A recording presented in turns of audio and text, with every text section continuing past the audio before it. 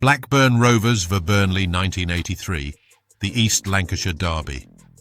Some people may not have heard of this derby, but let me tell you there is real hatred between these rival fans. Let's get straight into the stories. Oh, and a little bonus if you stay till the end. 2 short videos of the modern-day firms. Burnley Suicide Squad member Ivor told us, the game where the roof came down. I remember it well.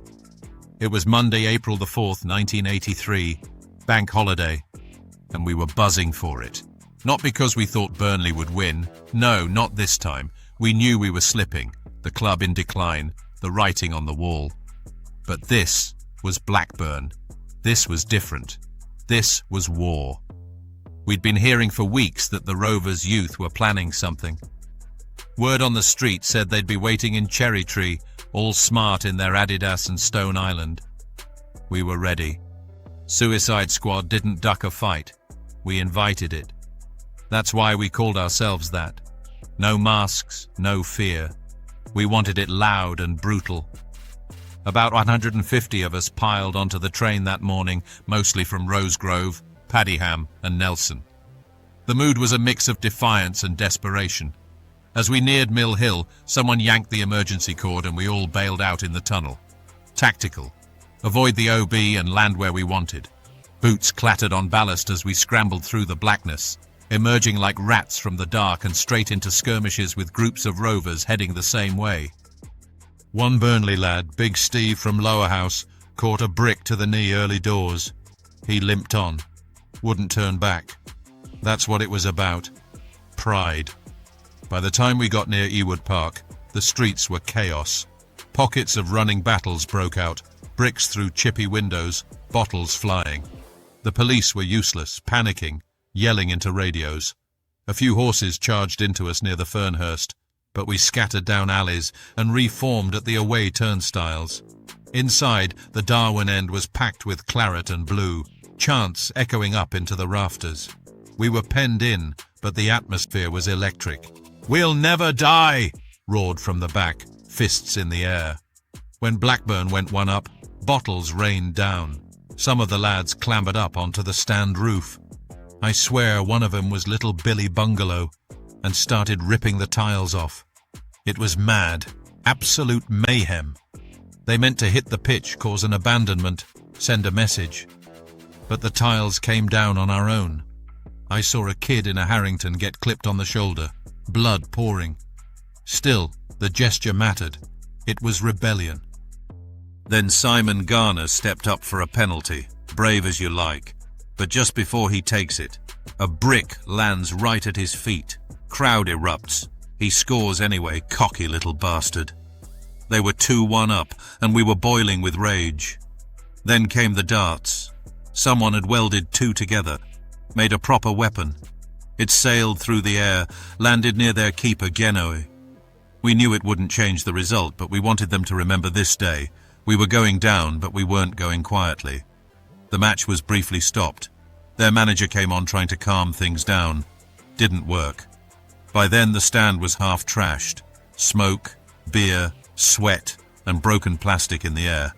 It was beautiful in its own way. After the final whistle, we weren't done. We regrouped and marched back towards Mill Hill. That's when it kicked off proper. Blackburn Youth were waiting, 80 or so of them. We clashed in the streets, fists flying, boots smashing into ribs, lads chasing each other across gardens and car parks. No knives, just proper straighteners. Old Bill arrived on horseback again, this time battens out. Some of ours got dragged away, others escaped through back streets. The train back was a war zone. Every window bricked as it pulled out. Kids crying, blood on seat backs, but smiles too. Because we'd been there, we'd stood. Didn't matter we lost. We'd turned Ewood into a memory they'd never forget.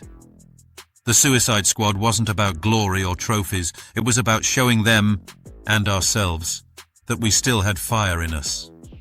And that day in '83, as the roof tiles rained down and bricks flew across Blackburn skies, we proved it. Blackburn Youth member Scott told us, "Our town, our rules is one of our mottos. April 83, bank holiday. It wasn't just another derby. It was the one. The kind of day you circled on the calendar in blood. Burnley at Ewood. No one was thinking about league tables. It was about defending your town, your turf, your honour. The word was, they were coming heavy. Suicide Squad, they called themselves. Pathetic, really, like painting a target on their backs.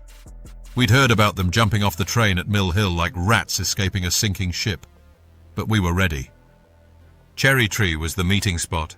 There must have been 80 of us, mostly lads from Mill Hill, Lower Darwin, a few from Axie.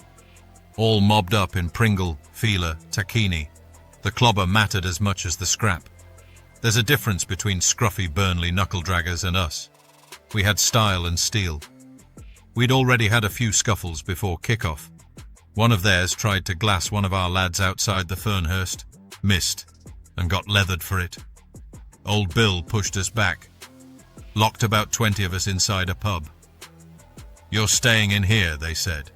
"Like fuck we are," we said. Bottles went flying, and the copper got one in the helmet.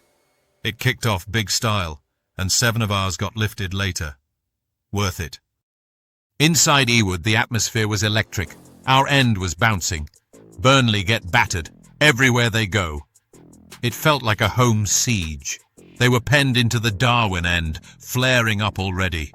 You could see the venom in their eyes. Garner scores early. Place erupts. Penalty next. As he steps up, a brick lands right at his boots. Missiles were flying. Coins, a whiskey bottle, even bloody darts. One of them was welded together. Cowards. They tried to ruin the game, even climbed onto the roof of their own stand. Started lobbing tiles, but ended up smashing their own fans in the face. Thick or what? Police stopped the match for a bit. Casper, their manager, came out trying to settle them down. Didn't work. The stand was half on fire, tiles flying, plastic seats ripped up. Shambles. When Garner slotted the pen, we celebrated like we'd won the cup. We knew what it meant. We were pushing them towards the drop. The rot was setting in for them, and we were twisting the knife. But we weren't content with 2-1. After full time, it moved back to the streets. That's when it really went off. Outside Mill Hill, we waited. Saw 'em coming, heads down, trying to regroup. Bang! It went off like a bomb. Bricks, boots, bottles. Real toe-to-toe stuff. No knives, no mugs. Just hard graft and heart. They tried to run, tried to regroup. But every time they did, we split 'em. The culvert emptied. Our lads came storming down the hill. A few Burnley boys ran for the canal path. One of theirs, big skinhead, got cornered but spared. We weren't animals. We just wanted to let them know. You don't walk into our town and act big. They didn't come back for years. And when they finally did, it was never the same. They lost that edge. But us? We remembered. Ewood 83 wasn't just a win. It was a statement. A warning. You come to Blackburn, you leave with scars.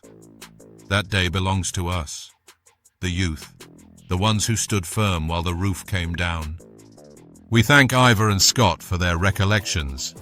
It's clear that Burnley did take a massive firm to Ewood Park for this encounter.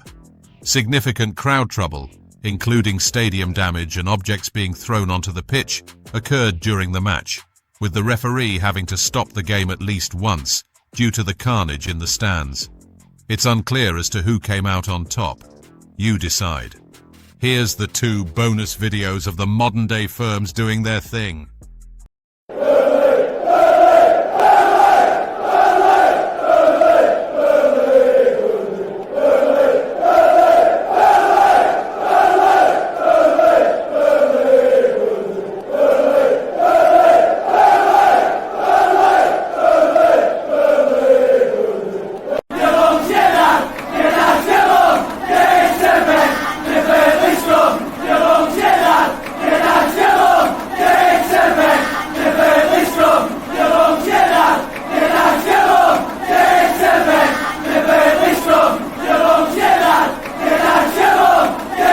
Thanks for watching. Please share, comment, like and subscribe, as it really helps our channel grow to give you bigger, better content. Until the next video, bye for now.